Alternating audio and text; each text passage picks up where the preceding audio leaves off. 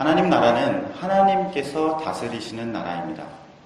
그렇다고 해서 하나님께서 직접 세상에 나타나셔서 다스리시는 것은 아니죠. 왜냐하면 사람은 하나님을 볼 수가 없기 때문입니다.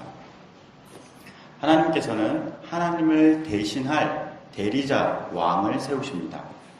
하나님께서 대리자로 세우시는 왕이 이 세상에 오면 하나님 나라가 세상에 온 것입니다.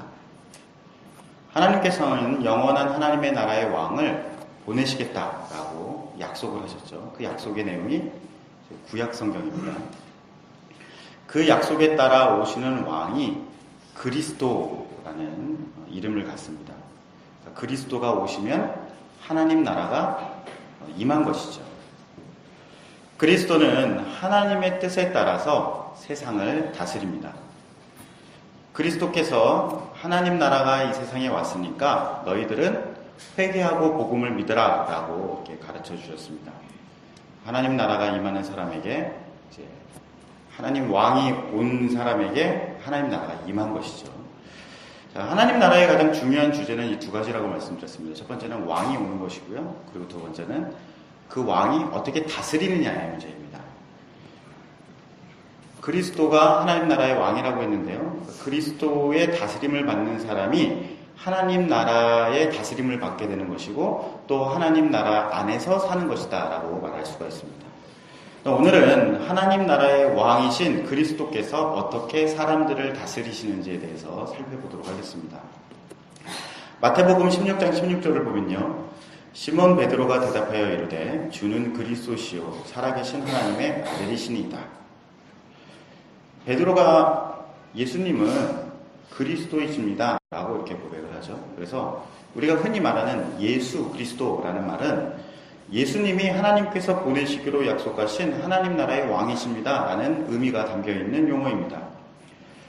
제자들은 예수님이 그리스도다 라고 믿었다는 거예요.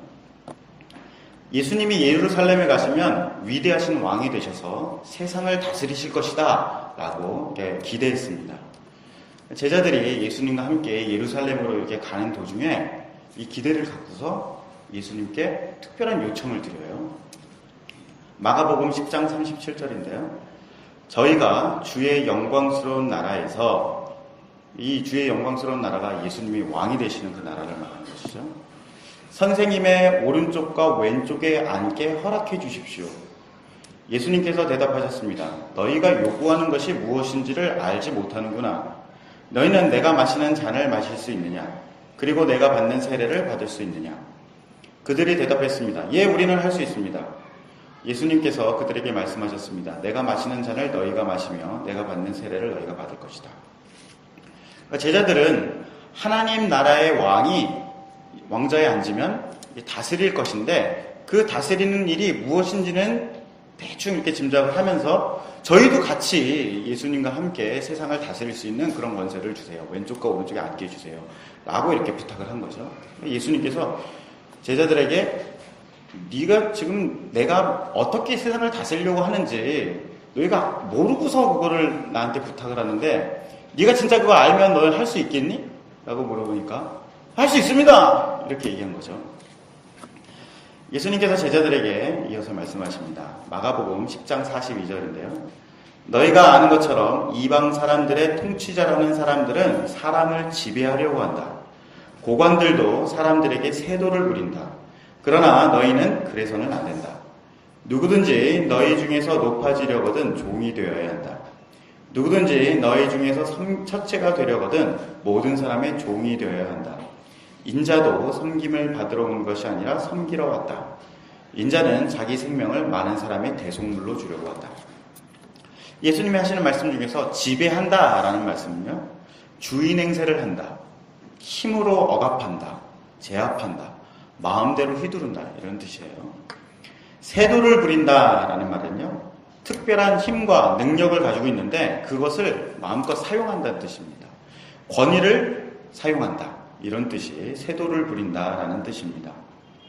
제자들이 생각하는 왕의 다스림이다 라는 것은 사람들 위에 군림해서 힘으로 누르고 권세와 능력을 휘두르는 것. 이것이 왕의 다스림이다라고 생각하고 있었다는 거예요. 제자들은 로마 황제와 같은 왕이 하나님 나라의 왕이다라고 여겼던 것입니다. 그러나 오늘 예수님께서 뭐라고 말씀하십니까? 너희는 세상 통치자들처럼 사람들을 지배하고 세도를 부려서는 안 된다라고 말씀하십니다. 하나님 나라의 왕은 어떻게 다스린다고 말씀하십니까? 예수님이 나는 섬김을 받으러 온 것이 아니다. 하나님 아들의 존귀한 생명과 능력을 내가 원하는 대로 이루기 위해서 막 사용하고 부리고 그것을 어떻게 실현하려고 하는 것, 그게 아니라 오히려 그것을 가지고서 죄인들을 섬기려고 왔다라고 말씀하시죠. 위대한 능력을 가지고 있어요. 그 위대한 능력으로 오히려 병들고 연약한 사람들을 위해서 사용한다는 거예요. 죄에 묶여있는 사람들을 풀어주기 위해서, 죄를 지어서 자기네들 멋대로 살고 있는 그 사람들을 위해서 오히려 자기 생명을 대가로 내놓으시려고 이 땅에 오셨다는 거예요. 하나님 나라의 왕이 다스리는 것은 다른 사람을 섬긴다는 거예요. 자, 그리스도가 이 세상을 다스리는데 그 다스림은 다른 사람을 섬기는 것이죠. 그러면 그리스도의 섬김을 받는 사람은 그리스도의 다스림을 받는 사람이에요. 그리스도의 다스림을 받는 사람은 하나님 나라에 사는 것입니다. 자, 요한복음 13장 3절을 보겠습니다. 예수님께서는 아버지께서 자기에게 모든 것을 다스릴 권세를 주셨다는 것을 아셨습니다. 또한 그는 아버지께로부터 오셨다가 다시 아버지께로 돌아가실 것을 아셨습니다. 이 말씀은 예수님께서 십자가에서 죽으시기 바로 전날 마지막 저녁 식사 시간에 일어난 사건입니다. 우리가 흔히 알고 있는 최후의 만찬 뭐 이런 거죠. 예수님께서 이걸 아셨다는 거야. 아, 내가 모든 것을 다스릴 수 있는 권세를 받았구나. 내가 왕이 되었구나. 하나님 나라의 왕으로 세움을 받았구나. 라는 것을 아셨다는 거예요. 그러니까 이것을 알고 행하는 것은 왕으로서의 어떤 정체성을 가지고서 왕의 행동을 하시는 거예요. 무슨 일을 하셨는가? 요한복음 13장 4절에 그래서 저녁 잡수시던 자리에서 일어나 겉옷을 벗고 수건을 가져다가 허리에 두르셨습니다. 예수님께서는 대야에 물을 부어 제자들의 발을 씻기시고 두르신 수건으로 그들의 발을 닦아주기 시작하셨습니다. 앞에 나오는 이 그래서라는 말은 내가 왕의 권세를 받았구나 라는 사실을 알았기 때문에라는 뜻이죠. 그래서 밥 먹다 말고 일어나서 제자들의 발을 씻기기 시작하셨다는 거예요. 유대인 문화에서 가장 서열이 낮은 사람이 식사 전에 신분이 높은 사람들의 발을 씻겨줍니다. 종이나 하인들이 하는 일이죠. 그러니까 오늘 이 식사 자리에서 발을 씻겨야 되는 사람은 제자들 중에서 서열이 가장 낮은 사람이 다른 제자들의 발을 씻겨줬어야 되는 거예요. 그러니까 예수님의 발도 씻겨주고 다른 제자들의 발을 씻겨줘야 되는 거죠. 근데 그날은 아무도 다른 사람의 발을 씻겨주는 사람이 없었어요. 누가복음 22장 24절을 보면요. 제자들 사이에 누가 가장 큰 사람으로 여김을 받을 것인가를 놓고 서로 말다툼이 일어났습니다. 왜냐하면 그날 저녁, 그 저녁 식사 시간에 제자들에게 어떤 일이 벌어졌냐면 서로 큰 사람이 되겠다고 싸움이 일어났었다는 거예요. 조만간 예수님께서 왕의 자리에 앉으실 것이기 때문에 예수님의 오른편과 왼편에 누가 앉을 것인지, 누가 예수님 앞에 훨씬 뛰어난 사람으로 인정을 받아서 왼편과 오른편에 앉아서 세상의 권세와 능력을 가질 것인지, 이것들 때문에 제자들이 막 서로 싸우고 있었다는 거예요. 속으로는 막 이렇게 생각하고 있었던 거죠. 겉으로는 가만히 밥만 먹고 있었지만 속으로는 야, 내가 너보다는 낫다 진짜. 솔직히 말해, 이 무식한 어부들, 나쁜 세리, 네 하는 꼴을 내가 3년 동안 봐왔는데 진짜 너보다는 내가 좀 나아, 솔직히. 그런데 내가 너한테 꿀릴 것 같아?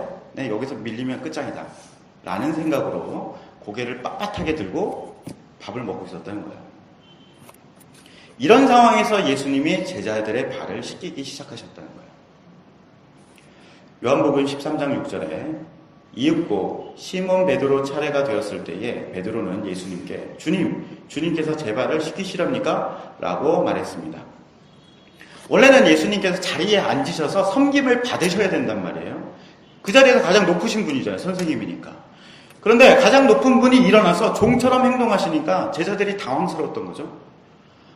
예수님, 저놈들, 저 못난 놈들, 저놈들이 제 발을 닦을 때까지 제가 지금 버티고 있는 건데요. 예수님이 이러시면 어떡합니까? 저는요, 예수님이 그리스도시요, 살아계신 하나님의 아들이라고 고백하는 그런 신앙인입니다. 그런데 예수님께서 종처럼 행동하시면 제가 정말 곤란합니다. 이러시면 안 돼요. 쟤네들이 할 때까지 기다리셔야죠. 베드로뿐만 아니라 제자들의 마음이 모두 이랬을 것입니다. 13장 7절을 보면요. 예수님께서 베드로에게 대답하셨습니다. 지금은 내가 하고 있는 행동을 이해하지 못할 것이지만 나중에는 이해할 것이다. 베드로가 말했습니다. 제 발은 절대로 씻기지 못하십니다. 예수님께서 대답하셨습니다. 내가 내 발을 씻기지 않으면 너는 나와 상관이 없는 사람이 되고 만다. 그러자 예수님께서 내가 내 발을 씻기지 않으면 나와 상관이 없다 라고 말씀하십니다. 왜 제자들은 예수님의 섬김을 받아들일 수가 없었을까요? 제자들은 왕이라는 사람들은 다른 사람 위에 앉아서 지배하고 세도를 부리는 사람이다 라는 생각이 머리에 가득 차 있었어요. 제자들은 자신을 높이고 다른 사람 위에 올라서려고 경쟁하고 있었습니다. 서로 힘싸움을 하고 있었죠. 이런 사고방식을 가지고 있는 사람은 하나님 나라의 왕이신 예수님의 섬김을 받아들일 수가 없습니다. 이 사람들은 어떤 사람들이에요? 방금 전까지만 해도 예수님은 나의 주인이십니다. 나는 예수님을 믿어요. 이렇게 고백을 했던 사람이에요. 그런데 예수님의 섬김은 받아들일 수가 없는 거죠. 그런 사람들은 어떻다는 거예요? 예수님과 상관이 없는 사람이라는 거예요. 불신자예요. 사실 이런 상황이 그전에도 한번 똑같은 게 있었어요. 베드로가 주는 그리스도시요 살아계신 하나님의 아들입니다 라고 얘기했더니 그래 네가 말하는 그 그리스도가 고난을 받아서 죽을 거야 그랬더니 예수님 절대 그러시면 안 되죠 라고 이야기를 하죠. 지금 그 상황과 똑같은 상황인 거예요. 자, 그러면 어떤 사람이 예수님의 섬김을 받아들일 수가 있겠습니까? 제자들은요 예수님을 섬기려고 했어요.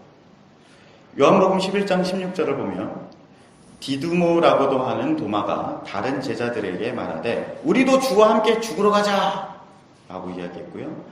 마가복음 14장 31절엔 베드로가 힘있게 말하되 내가 주와 함께 죽을지언정 주를 부인하지 않겠습니다. 제자들이 이렇게 예수님에게 생명을 다해서 충성을 바칠 각오가 돼 있었어요. 마음에 있는 모든 열정을 다해서 예수님을 섬기려고 했습니다.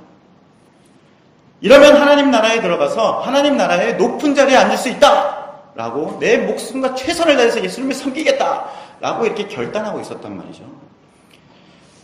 예수님께서 발을 씻기실 때에 제자들에게는 이런 생각이 있었습니다. 내 생명과 열심을 다해 예수님을 섬길 수 있다. 이렇게 생각하면요 예수님의 섬김을 받을 수가 없습니다. 제자들의 생명과 최선의 노력, 그 마음에 있는 뜨거운 열정과 결단, 이것을 가지고 무엇을 했습니까? 이 사람들이 이 이후에 무슨 일을 했어요? 예수님께서 잡혀가시죠. 그때 다 도망갑니다.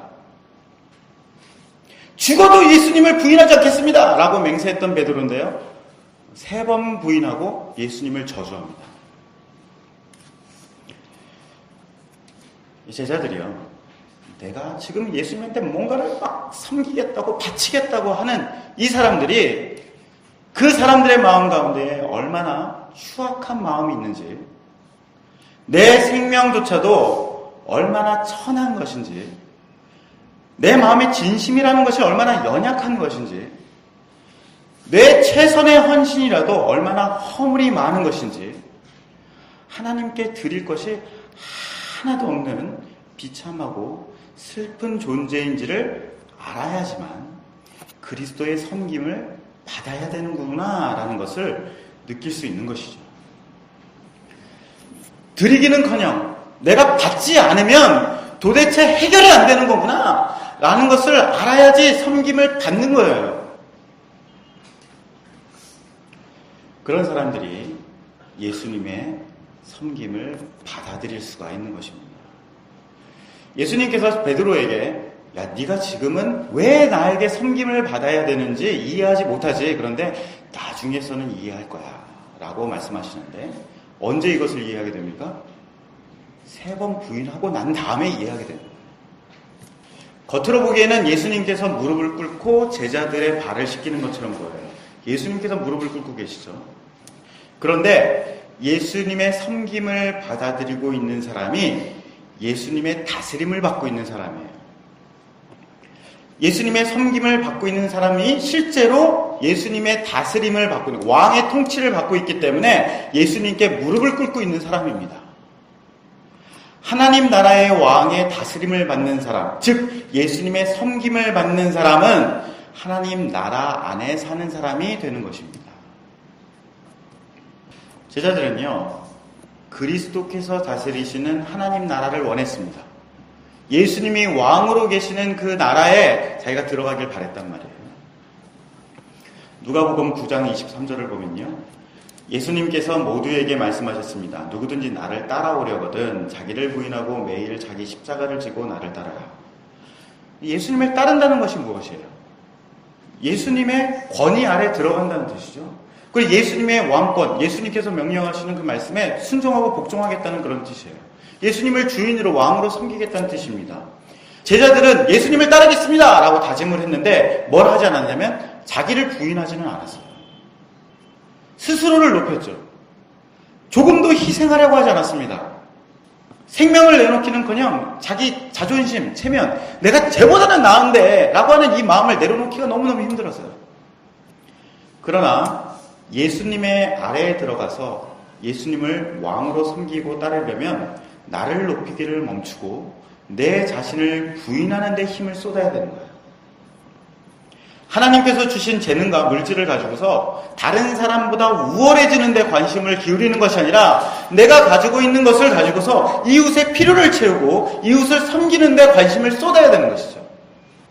그러면 매일 그리스도의 통치를 받게 되는 것이고 일상 속에서 하나님 나라를 살 수 있게 되는 것입니다.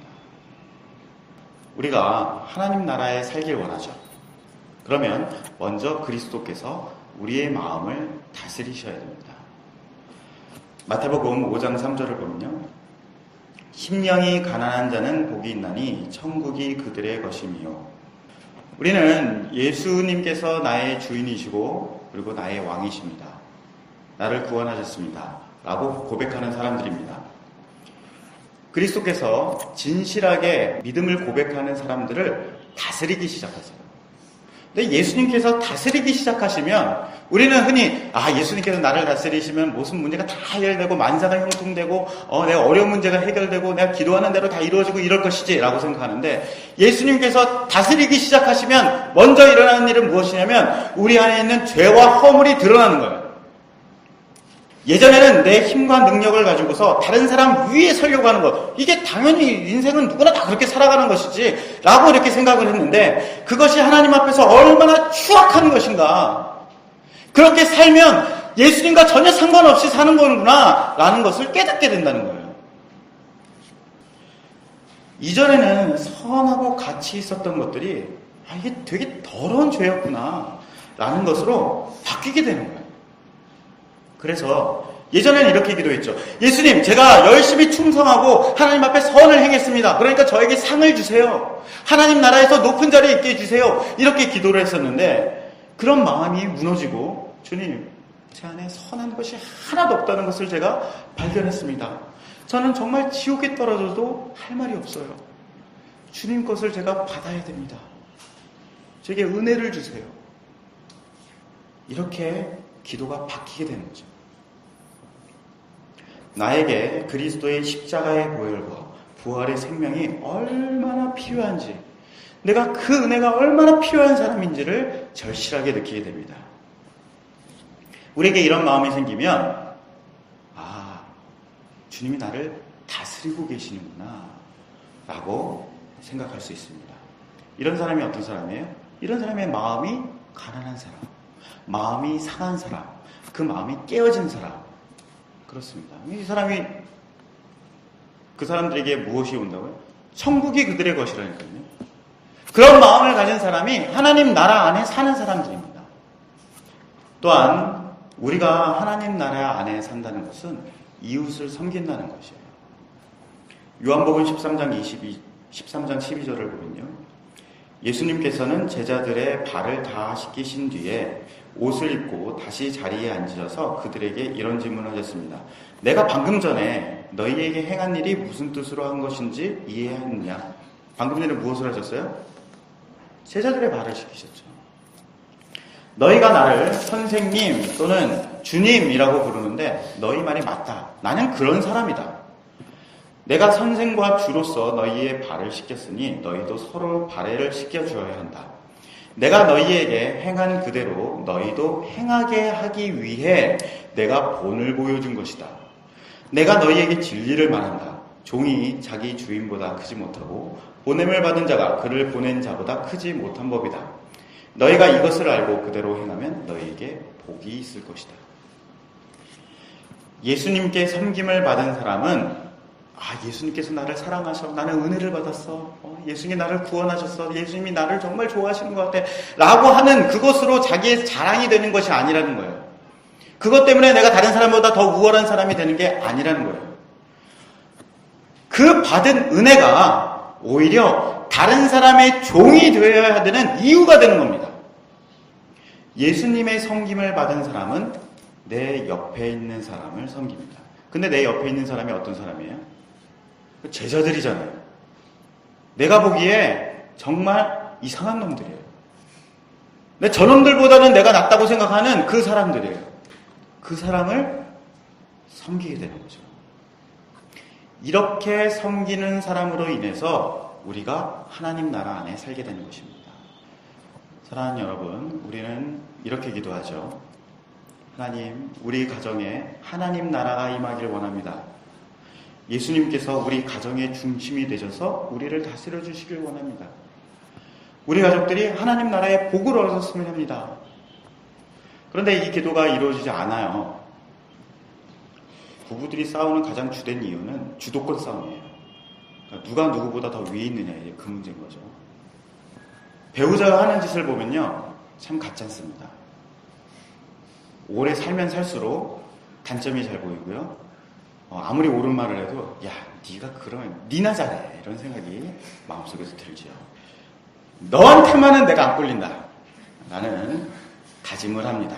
그래서 기회만 생기면 서로를 깎아내리고 다른 사람의 위에 올려서려고 하죠. 남편을 이기고 아내를 휘두르기 위해서 예수님을 찾아가는 거예요. 주님께서 저를 특별하게 사랑하신다 그랬잖아요. 이런저런 은혜도 주시고 저는 예수님이 주님이시고 그리스도라는 걸 저를 믿습니다. 아멘 아멘. 저를 예수님의 오른편에 앉아주셔서 저 막대 먹은 저 남자 저를 제압할 수 있도록 해주세요. 제가 하나님의 능력과 권세를 가지면 저 인간이 바뀔 테고 그러면 하나님 나라가 우리 가정에 임할 것입니다. 간절히 기도합니다. 아멘. 이런 기도를 하고 있는 거예요. 사실 하나님 나라가 우리 가운데 임하게 해주세요 라고 기도하면서 우리는 이런 마음으로 하고 있는 것입니다. 제 기도입니다, 사실은. 그러나 백날 금식 기도를 해도 이런 식으로 하나님 나라가 임하는 것이 아닙니다. 서로를 우습게 여기고 남의 머리 위에 올려서라는 제자들이 하는 말과 똑같죠. 남편이 아내를 윽박지르고 아내는 남편을 이기려는 이 싸움이 멈춰져야 되는 거예요. 언젠가는 내가 저 인간을 복수하겠어. 나이만 들어봐. 이런 어리석은 생각이 멈춰져야 돼요. 남편은 그리스도처럼 부족해 보이는 아내를 위해서 생명을 내어줘야 되는 거예요. 아내가 보기에 저 남편은 되게 어리석어. 진짜 저 인간 자기가 헛똑똑이처럼 다 아는 것처럼 말하지만 진짜 바보야 라고 생각해 보이는 그 남편을 섬기고 복종해야 되는 겁니다. 이 섬김이라는 것이 뭐예요? 죄인을 섬기는 거예요. 예수님께서 아주 똑똑하고 잘나고 그리고 선한 그 제자들의 발을 씻겨주셨습니까? 그 마음속에는 자기가 잘났고 자기가 훨씬 남보다 뛰어나다고 생각하는 어리석은 제자들의 발을 씻겨주셨단 말입니다. 상대방의 허물과 연약함을 알기 때문에 그 사람을 섬기는 거예요. 이것이 예수님께서 우리를 당신의 제자로 부르시고 또는 우리 발을 씻겨주시고 우리를 섬겨주셔서 우리를 위해서 목숨을 내어주신 이유입니다. 빌립보서 2장 2절을 보면요. 그렇다면 서로 한 마음으로 사랑을 나누고 한 뜻으로 하나가 되십시오. 무슨 일을 할 때에 이기적이거나 교만한 마음을 갖지 말고 겸손한 마음으로 나보다 다른 사람을 더 존중해 주십시오. 자기를 부인하고 서로를 섬길 때 하나님 나라의 다스림이 우리 삶 가운데 이루어지는 것입니다. 이런 얘기를 들으면 속에서 뭔가 이렇게 부글부글 끓어올라옵니다. 그러면 저 인간이 바람 피고 일도 안 하고 술 처먹고 맨날 날 때리는 거 그걸 다 봐주란 얘기인가? 저 인간이 저 헛짓거리 하고 있는 거, 남편이라고 하는 거 하나도 일하지 않고 아내라고 하면서도 자녀들은 돌보지 않는 저 직설을 내가 그냥 눈 감고 봐줘야 된단 말이야. 이런 마음이 막 부글부글 끓어오르죠. 저는 그런 것까지 다 참아주고 그게 맞다라고 인정해주라는 얘기는 아닙니다. 부부가 하나님 나라를 이루기 위해서 한 마음이 되어야 한다라는 원칙을 말씀드리는 것입니다. 여러분의 삶 가운데 이 원칙이 적용되기 위해서는 이제 여러분들이 기도하시고 이 말씀에 대해서 묵상하셔야 되는 거예요. 여러분의 몫입니다. 그러면 이와 마찬가지로 우리 교회, 우리 직장, 우리 학교, 우리 친구 사이에 하나님 나라가 어떻게 임할 수 있겠습니까? 우리가 살고 있는 모든 삶의 터전 가운데에 하나님 나라가 어떻게 임할 수 있는 거예요? 내가 사장이 돼서 내가 원하는 대로 직장 부하들을 다 부리고 그리고 내 아래에 있는 학생들을 막 윽박지르고 내 명령에 따라 라고 이야기하면 그러면은 그리스도의 다스림이 나타나는 걸까요? 그리스도의 다스림이라는 것이 무엇입니까? 그것은 나보다 나은 사람을 섬기는 것이죠. 그리스도의 다스림을 받는 사람이 다른 사람을 섬길 때에 하나님의 나라가 우리의 삶 가운데에 실현되는 것입니다. 사랑하는 성도 여러분, 우리 교회 이름이 무엇인가요? 천국을 나타내는 교회죠. 천국을 나타내는 방법이 무엇입니까? 그것은 우리 주변에 있는 사람들을 섬기는 것입니다. 근데 우리 주변에 있는 사람들이 그렇게 똑똑하거나 대단한 사람들이 아니에요. 올바른 일을 하는 사람들이 아닙니다. 우리가 보기에도요, 부족하고 어리석은 사람들이고 똑같은 죄를 짓는 사람이면서도 자기가 잘난 줄 아는 사람들이에요. 그런 사람들을